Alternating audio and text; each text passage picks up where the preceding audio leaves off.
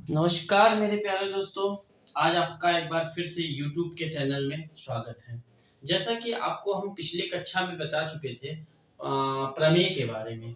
प्रमेय के पूरे आपके नियम जितने थे हमने बता दिया था और उसके बाद उस पे जो एग्जाम्पल थे संभव हो सके उसको मैंने आपको विगत विधान पूर्वक आपको हल करा के दिए थे। जहाँ तक मैं उम्मीद कर रहा हूँ कि आप प्रमेय के सारे सवाल आपको समझ में आ गए होंगे और भविष्य में जो भी सवाल आएंगे आप हल कर लीजिएगा उसको, ठीक है। आज जैसा कि हमने लिखा है परिमेय संख्या रेशनल नंबर के बारे में आपको समझाएंगे। परिमेय संख्या क्या है, किस लिए बनी, ये सब चीजें के लिए बताएंगे। आज की क्लास अगर आप परिमेय संख्या की 2-3 क्लास चलेगी, 2 मैक्सिमम हो सकता है 2 या 3 होगी। तो परिमेय संख्या की क्लास हमारी क्लास आप देखने के बाद सारा डाउट्स जो होगा परिमेय संख्या का आपका क्लियर हो जाएगा।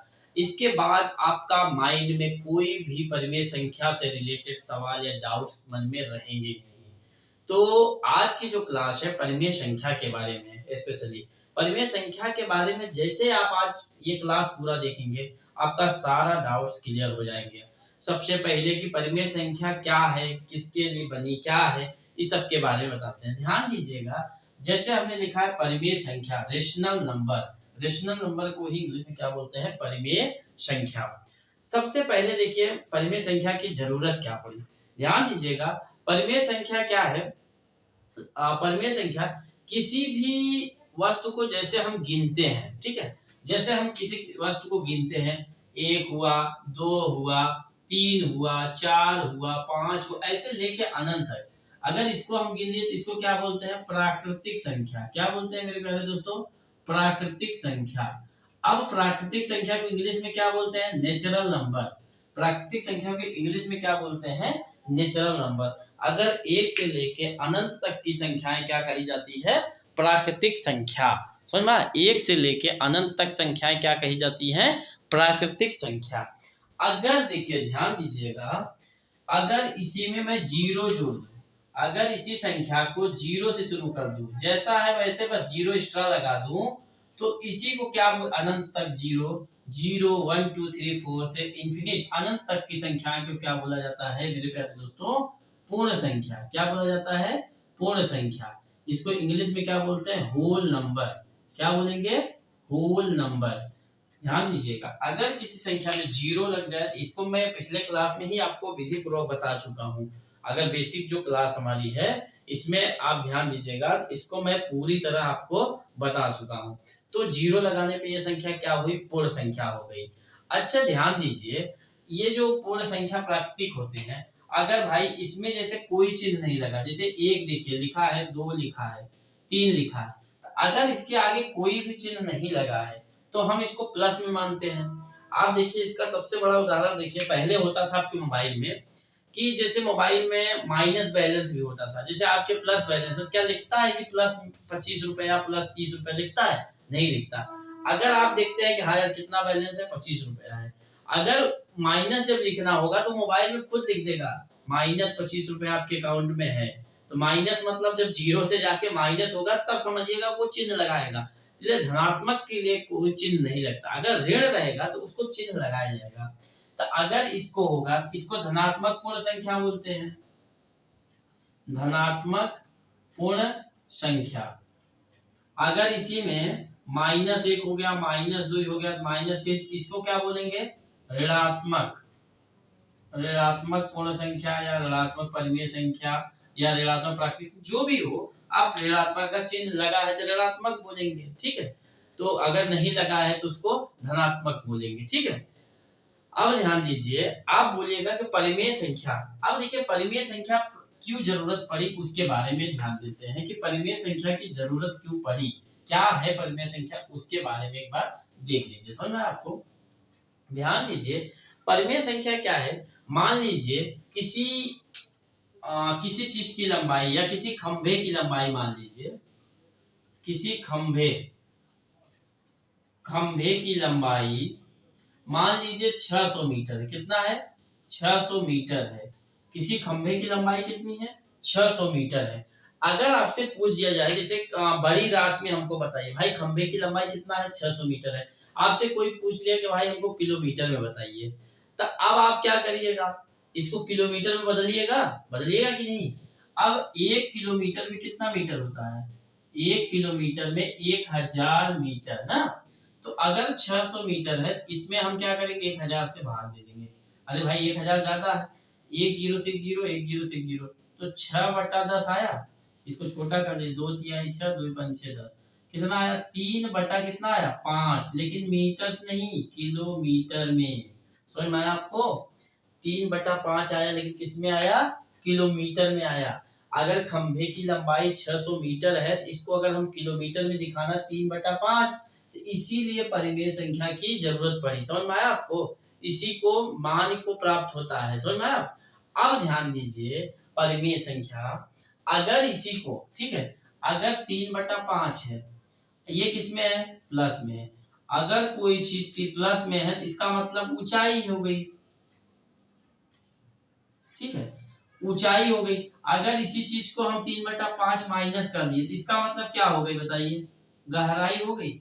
अरे भाई गहराई ऊंचाई समझते हैं, ऊंचाई मतलब लंबा, गहराई मतलब नीचे, ठीक है। अगर उसी चीज को माइनस कर दिया जाए, तो उसका मतलब नीचे है। समझ में आया आपको, ऊंचाई गहराई, तो यही चीज थी परिमेय संख्या, ठीक है। इसी जरूरत पर आप परिमेय संख्या क्या क्या प्रकार है उसके बारे में ध्यान दीजिए जरा। आपको अब ध्यान दीजिए, परिमेय संख्या, देखिए कई मतलब जब इसकी परिभाषा दिखाई जाती है कि परिमेय संख्या किसे कहते हैं, परिमेय संख्या को p/q के रूप में लिखा जाए तो उन्हें क्या कहा जाता है, परिमेय संख्या। तो अगर जैसे आज ही अभी आप किसी क्लास से पूछिए, किसी क्लास के लड़के से परिमेय संख्या क्या होती है, तो सीधा बोलेंगे ही p/q के रूप में लिखा जाए उसे परिमेय संख्या। p का मतलब नहीं पता, q का मतलब नहीं पता, p किसे कहते हैं, q क्या कहते हैं, q इक्विवेलेंट 0 क्या है, कि ये सब चीजें नहीं जानते। तो लेकिन आज की क्लास जो है, देखिए आप इसमें समझ जाएंगे कि वो परिभाषा क्या है। देखिए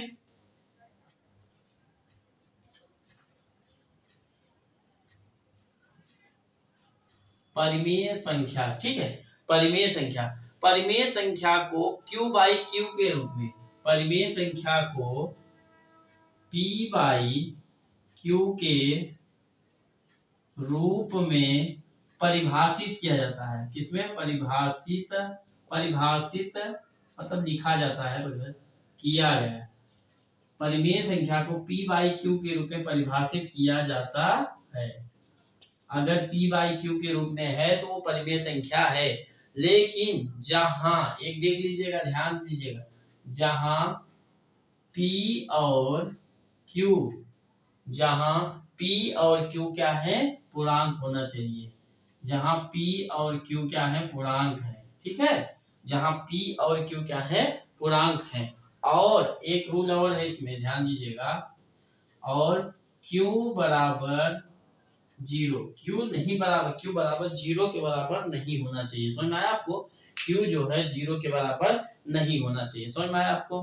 p/q, देखिए p/q क्या है, ये कोई वो नहीं, ये अचर राशि है। ये देखिए, जैसे देखिए p क्या है, जैसे आपको हमने जब एक बार पहले पढ़ा रहे थे, एक चर होता है अचर, अगर नहीं पढ़ा है तो हम बता भी देंगे। चर होता है एक अचर राशि, ठीक है, एक चर होता है एक अचर राशि। देखिए चर, अचर राशि क्या होती है, जिनका मान बदलता ही नहीं, बदलता ही नहीं, और इनका क्या होता है, बदलता रहता है। अचर का मान, चर का मान क्या होता है, बदलता है। जैसे देखिए चर का मतलब क्या हुआ, x y a b k j, ये सब क्या है, चर राशि। अचर मतलब क्या हुआ, 1 2 5 10, तो ये सब क्या हुआ, अचर। ठीक है भाई, अरे भाई जैसे आपके पास 10 रुपया है, क्या भविष्य में कभी होता है क्या को 10 का नोट 15 हो जाएगा, ऐसा नहीं। जो संख्या निश्चित है, किसी खंबे की लंबाई 10 है, निश्चित है ना कि हाँ 10 ही है। अब ये थोड़ी बोल सकते किसी खंबे की लंबाई a है, नहीं, एक आप कह सकते हैं कि यदि उसमें लिखा जाएगा a का मान 10 है, ठीक है, तो इसीलिए चर का राशि का मान क्या होता है, हमेशा बदलता रहे। अचर का मतलब क्या होता है, जो कभी नहीं बदले। तो इसीलिए p/q क्या है, चर राशि है, ठीक है। p/q, यहाँ a/b, c/d कुछ भी लिख सकते हैं आप, लेकिन इसमें परिभाषित किया जाए जहां दोनों पूर्णांक, अभी बताए थे पूर्णांक मतलब 0 से लेकर अनंत तक की संख्याएं क्या होंगी, पूर्णांक होती, लेकिन उसमें एक ये है q बराबर 0 नहीं होना चाहिए। एक रूल ये होना चाहिए, q बराबर 0 नहीं होना चाहिए। ठीक है, अब ध्यान दीजिए, एक आता है परिमेय संख्याओं का योग।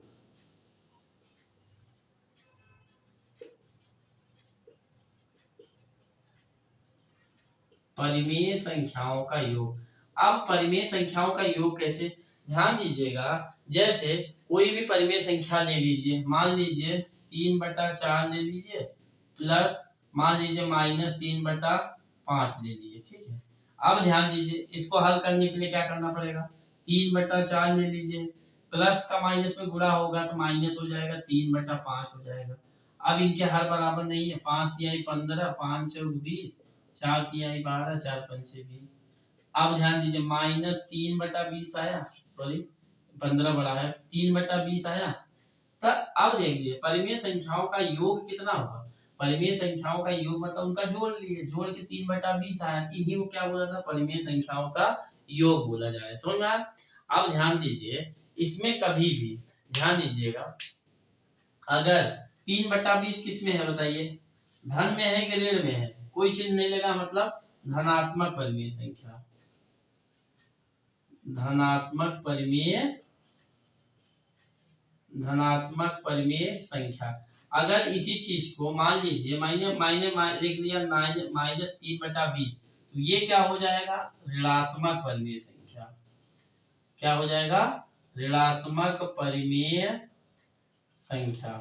क्या हो जाएगा, ऋणात्मक। ध्यान दीजिएगा, अगर धन में आए तो उसको धनात्मक परिमेय संख्या, अगर ऋण में आए तो उसको क्या बोला जाएगा, ऋणात्मक परिमेय संख्या। समझ में, ये चीजें अगर धन में आए तो धनात्मक परिमेय संख्या, ऋण में आए तो क्या बोलना है, ऋणात्मक परिमेय संख्या।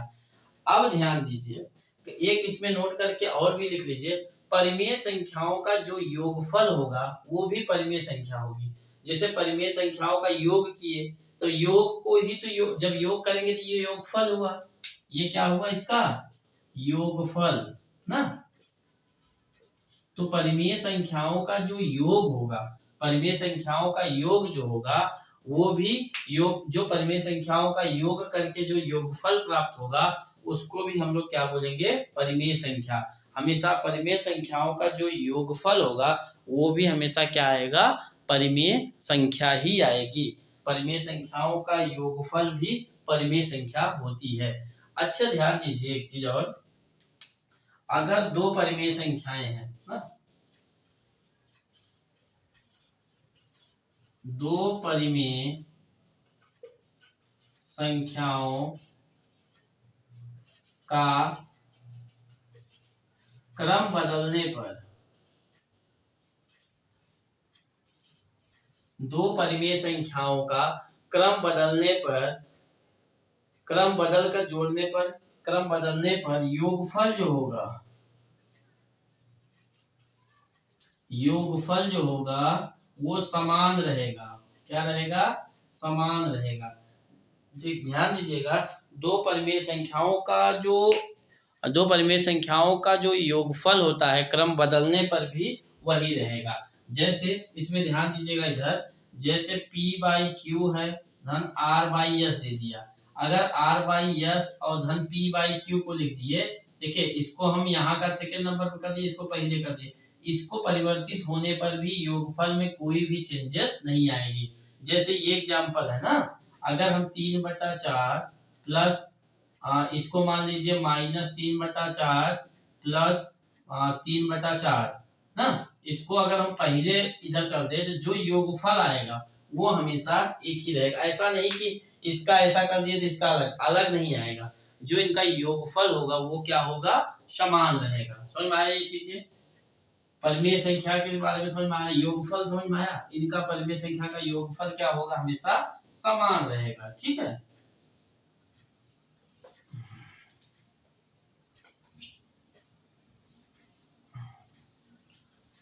परिमेय संख्याओं का जो क्रम बदलने पर योगफल रहेगा वो क्या रहेगा, समान रहेगा।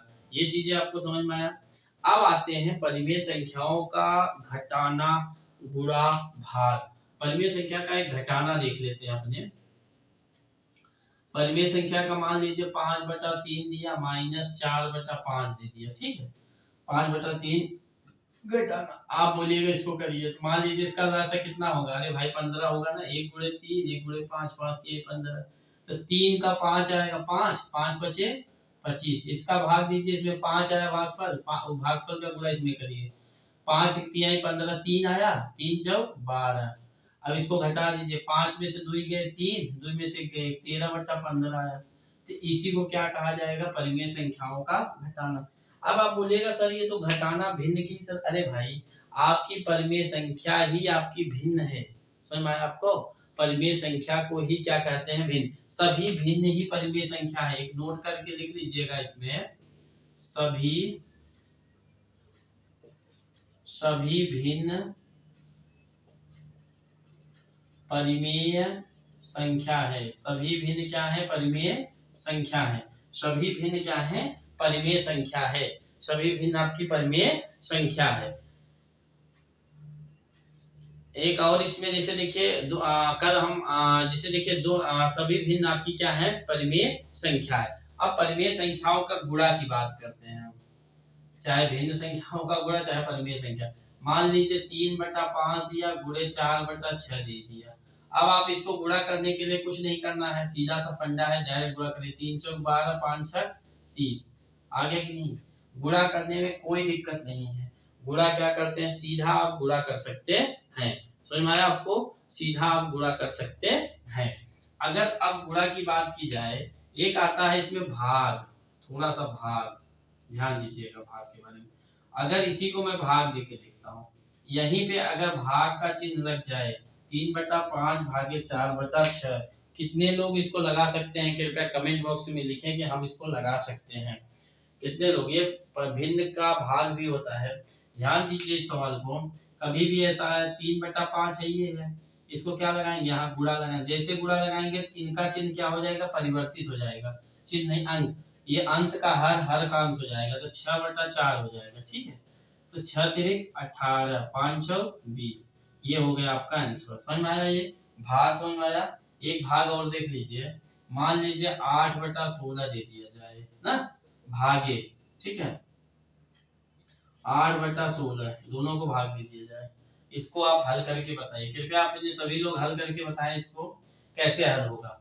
ध्यान दीजिएगा, 8/16 लिखा है, ठीक है, यहाँ गुणा लगाएंगे तो 16 बटा क्या हो जाएगा 8, 16/8 हो जाएगा, ठीक है। अब इसको गुणा कर लीजिए, 16 8 128, नीचे का भी 16 8 128, ये कट जाएंगे, एक आ जाएगा, समझ में। तो भिन्न संख्याओं का, परिमेय संख्याओं का आपको हम जोड़ घटाना गुणा भाग आपको हम इसमें बता दिए, इसमें आपको सब आता था, एक बार बता दिए आपको। एक ध्यान दीजिएगा बस कि परिमेय संख्या आएगा धनात्मक आएगा धनात्मक परिमेय संख्या, ऋणात्मक आएगा तो ऋणात्मक परिमेय संख्या, समझ में आया आपको। अब ध्यान दीजिए, परिमेय संख्याओं का ये हमने बता दिया। अब आ जाइए प्रत्येक पूर्णांक एक परिमेय संख्या है, मैंने लिख दिया प्रत्येक पूर्णांक, एक नोट करके आप लिख लीजिए,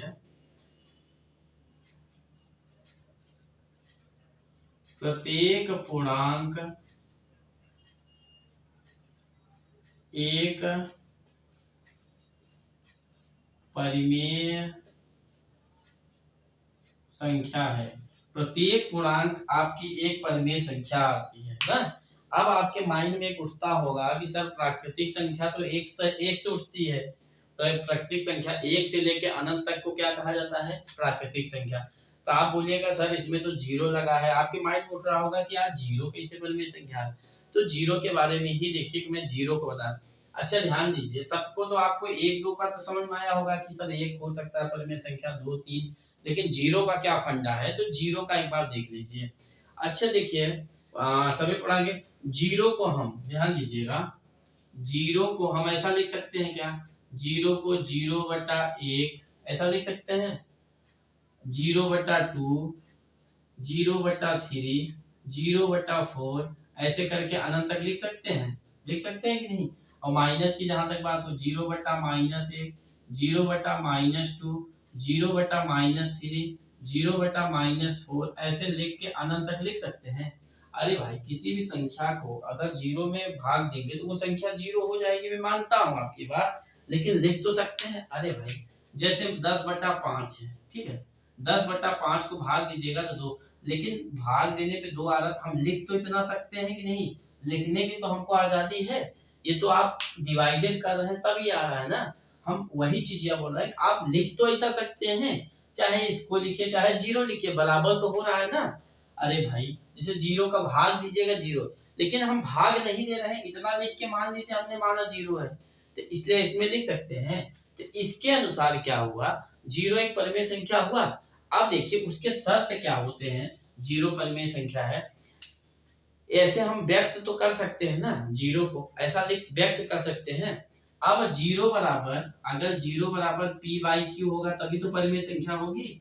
अगर पी बाई क्यू के रूप में अगर जीरो को लिखा जाए तभी तो पूर्ण ये होगी।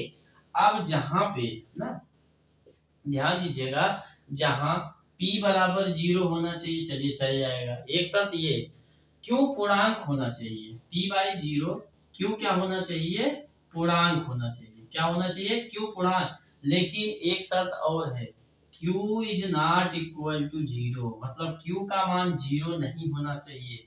अगर q का मान जीरो दीजिएगा तो जीरो से किसी भी संख्या में विभाजित नहीं किया जा सकता, जीरो से किसी भी संख्या में भाग नहीं लिया जा सकता है। समझ में आया आपको। तो ये जीरो एक परिमेय संख्या है, ये नोट करके लिख लीजिएगा, प्रत्येक नोट कर लीजिएगा, इंपोर्टेंट करके इसको, वेरी इंपोर्टेंट कर लीजिएगा, कभी भी आ सकता है इसको। जीरो एक परिमेय संख्या है, जीरो क्या है, जीरो एक परिमेय संख्या है, जीरो क्या है, जीरो एक परिमेय संख्या है, इसको नोट कर लीजिए, जीरो एक क्या है, परिमेय संख्या है। लेकिन ये शर्त होनी चाहिए, जीरो एक परिमेय संख्या है, लेकिन शर्त क्या होनी चाहिए, यही होना चाहिए, इस चीज को नोट कर लीजिए आप, जीरो एक परिमेय संख्या है लेकिन शर्त ये होनी चाहिए। समझ में आया आपको, ठीक है। अब ध्यान दीजिए इस चीज को, एक बहुत इंपॉर्टेंट, इसको नोट कर लीजिए, जीरो एक परिमेय संख्या है, समझ में आया, जीरो एक क्या है, परिमेय संख्या है, ये शर्त होना चाहिए आपका, ठीक है। देखिएगा कभी कभी क्या होता है, मैंने इसलिए जीरो को बताया, जैसे कोई बोलेगा भी तो इस हिसाब से आप उसको समझा भी सकते हैं, या आपके कभी पेपर में आया जीरो एक परिमेय संख्या, इसको सिद्ध करिए तो सिद्ध कर दीजिएगा। समझ में आया आपको, ये सिद्ध करना भी जानते रहिए कि हाँ कैसे सिद्ध कर दिए, उसको भी लगेगा यार क्या बोल रहा है, समझ में। तो इस चीजों को जानते रहिए, हमेशा अपना ज्ञान बढ़ाइए। अब ध्यान दीजिए, एक नोट करके लिखने यहाँ पे, ठीक है, जीरो से किसी भी संख्या में भाग नहीं दिया जा सकता, जीरो से किसी भी संख्या में भाग नहीं दिया जा सकता, भाग नहीं दिया जा सकता है, जीरो से किसी भी संख्या में भाग नहीं दिया जा सकता, ये नोट करके लिख लीजिएगा, जीरो से किसी भी संख्या में भाग नहीं दिया जा सकता, ठीक है। जीरो से किसी भी संख्या में, जीरो से किसी भी संख्या में भाग नहीं दिया जा सकता। जैसे मान लीजिए एक है, एक भागे जीरो करिएगा, इसका भाग हो ही नहीं सकता, इन्फिनिट, मतलब does not divided by in zero any numbers, zero से किसी भी संख्या में भाग देना पॉसिबल ही नहीं है। एक दूसरा नोट करके लिख लीजिएगा इसमें मेरे प्यारे दोस्तों, यदि किसी भी संख्या से जीरो में भाग देने पर, यदि किसी भी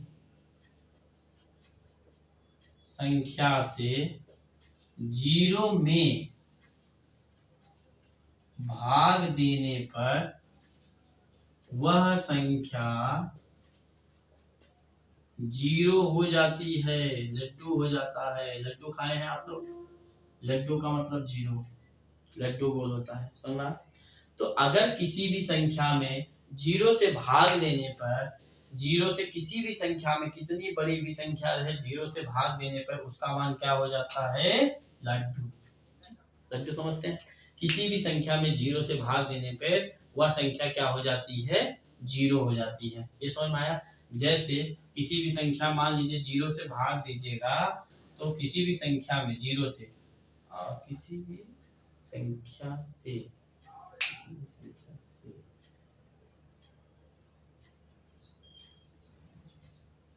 समझ में आया?